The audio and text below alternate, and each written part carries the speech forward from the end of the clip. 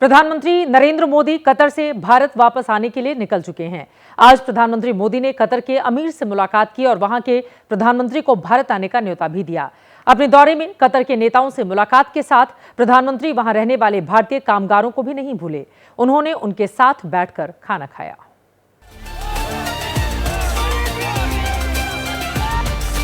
अब इतना प्रधानमंत्री है, हमको सामने बैठ के बात कर रहा है, इसके भी क्या चाहिए शहरों को भी।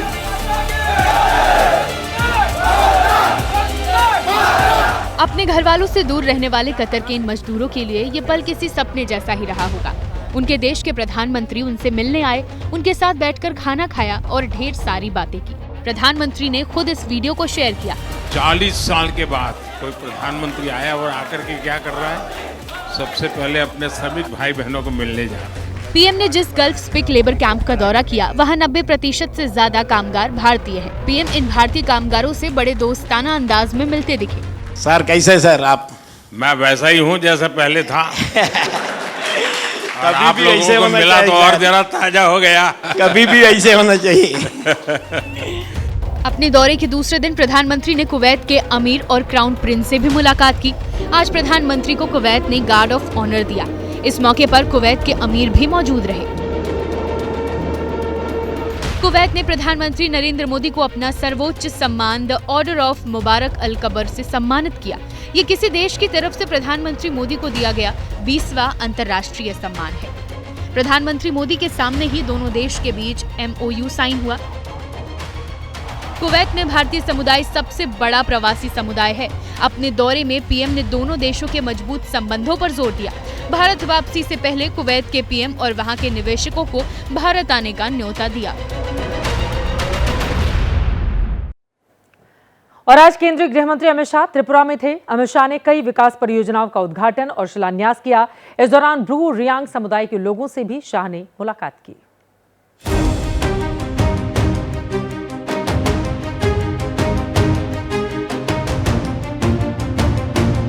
त्रिपुरा दौरे पर गए अमित शाह ने ब्रू और रियांग समुदाय के विस्थापितों से मुलाकात की। धलाई जिले के पुनर्वास केंद्र का भी किया दौरा। गृह मंत्री अमित शाह यहाँ पर अभिवादन लेते हुए और अभिवादन ग्रहण करते हुए, ये ब्रू समुदाय के और रियांग समुदाय के वो लोग हैं, आपको चेहरे पे जो खुशी दिखेगी वो अपने आप में बता रही है। देश के गृह मंत्री अमित शाह ने सारे प्रोटोकॉल तोड़ते हुए गांव के अंदर जाकर लोगों से बातचीत की है, लोगों से मुलाकात की है। उनसे बातचीत करने के बाद ये समझने की कोशिश कि उन्हें जो वादे किए गए, जो दावे किए गए हैं, वो मिले हैं कि नहीं। बासा ढलाई की पुनर्वास कॉलोनी, जहां 440 परिवारों को बसाया गया है जो मिजोरम से आए थे और त्रिपुरा में रह रहे थे। गृह मंत्री ने यहां लोगों से पूछा कि उनके पास रोजगार का साधन क्या है। स्कूलों की हालत के बारे में भी उन्होंने उनसे पूछताछ की। शाह ने लोगों से पूछा कि उनके स्कूलों में शिक्षक हैं या नहीं। कि मेरे अब तक के जीवन में जिस काम के संतुष्टि मिली है, संतोष मिलता है, 38,000 ब्रू रियांग का सेटलमेंट भारतीय जनता पार्टी की सरकार ने। गृह मंत्री अमित शाह ने धलाई जिले के कुलाई RF विलेज ग्राउंड में 668 करोड़ रुपए की विभिन्न विकास परियोजनाओं का उद्घाटन और शिलान्यास भी किया। मंच से अमित शाह ने कांग्रेस और कम्युनिस्ट पार्टी को घेरा। कम्युनिस्ट लाल भाई 35 साल तक यहां शासन किए। कांग्रेस पार्टी ने भी सबसे ज्यादा समय शासन किया, मगर ब्रू रियांग का दर्द नहीं दिखाई। कभी कम्युनिस्टों का गढ़ रहे त्रिपुरा में लगातार 2 बार से बीजेपी की सरकार है। और अब खबर साउथ के सुपरस्टार अल्लू अर्जुन की। आज तेलंगाना की राजधानी हैदराबाद में फिल्म स्टार अल्लू अर्जुन के घर पर प्रदर्शनकारियों ने हमला कर दिया। हैदराबाद की जुबली हिल्स इलाके में अल्लू अर्जुन के घर पर नारेबाजी करते हुए कुछ प्रदर्शनकारी जा पहुंचे। प्रदर्शन कर रहे लोग अल्लू अर्जुन के घर के बाहर बने लॉन में पहुंच गए और वहां तोड़फोड़ करनी शुरू कर दी। बताया जा रहा है अल्लू अर्जुन के घर पर तोड़फोड़ करने वाले लोग उस्मानिया यूनिवर्सिटी ज्वाइंट एक्शन कमेटी के सदस्य थे। मामला 4 दिसंबर को हैदराबाद के संध्या थिएटर में मची भगदड़ से जुड़ा हुआ है, जिसमें रेवती नाम की एक महिला की मौत हो गई थी, जबकि भगदड़ में महिला का 9 साल का बेटा गंभीर रूप से घायल हो गया था। अल्लू अर्जुन के घर पर प्रदर्शन और हमला करने वाले जान गंवाने वाली महिला के परिवार को 1 करोड़ रुपए मुआवजा देने की मांग कर रहे हैं, जिसके बाद मौके पर पहुंची पुलिस ने प्रदर्शनकारियों को हिरासत में ले लिया।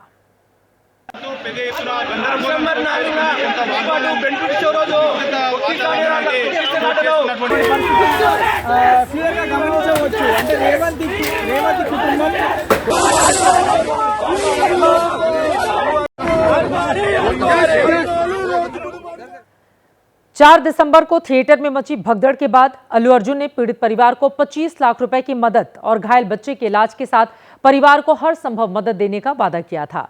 लेकिन इस मामले में शिकायत दर्ज होने के बाद अल्लू अर्जुन गिरफ्तार कर लिए गए थे और उन्हें एक रात जेल में भी गुजारनी पड़ी थी। थिएटर में भगदड़ के मामले में पहले एफआईआर, फिर गिरफ्तारी और जेल जाने के बाद अल्लू अर्जुन से जुड़ा यह मामला तेलंगाना की विधानसभा तक जा पहुंचा। अल्लू अर्जुन का कहना है कि उनका चरित्र हनन किया जा रहा है और बयानों को तोड़ मरोड़ कर पेश किया जा रहा है। गलत जानकारियां भी फैलाई जा रही हैं। Here, not to blame anybody. I'm not here to be against any department or any political leader or individually or the government. No, not at all. I'm actually very thankful for the government because they've been very supportive to the film industry, and I'm very thankful for all that. This is just to state, there's a lot of misinformation, there's a lot of false allegation, and there's a lot of communication gaps and thinking that, and there are a lot of misquotations which I have not said. It is just to clear that I have not said anything like that. Please don't judge me. Please don't have character assassination on me. Allu Arjun अब तेलंगाना के मुख्यमंत्री रेवंत रेड्डी के निशाने पर आ चुके हैं। Film Pushpa 2 की premiere के दौरान हैदराबाद के थिएटर में हुई भगदड़ का मामला तेलंगाना विधानसभा में उठा। अकबरुद्दीन ओवैसी ने अल्लू अर्जुन पर लगाए लापरवाही के आरोप। सीएम ने भी अल्लू अर्जुन को लापरवाह करार दिया। करना पड़ता क्योंकि 2 लाश गिर गए बाहर। आप वो यहाँ पर थिएटर में बैठ के तमाशा किए तो ये कंट्रोल नहीं होने वाले हैं, हम नहीं सुनने वाले हैं। आपको अरेस्ट करके पुलिस स्टेशन लेकर जाना पड़ता। आप तो निकलो। जबरदस्ती से वो हीरो को हमारा डीसीपी वो लॉ एंड ऑर्डर सिचुएशन देकर उनको बाहर लेकर आए। बाहर गाड़ी में बिठाने के बाद फिर जाते होकर फिर रूफटॉप निकाल के फिर लोगों को ऐसा कर रहा। तो ये कैसे इंसान है? हम लोग क्या बोलना है?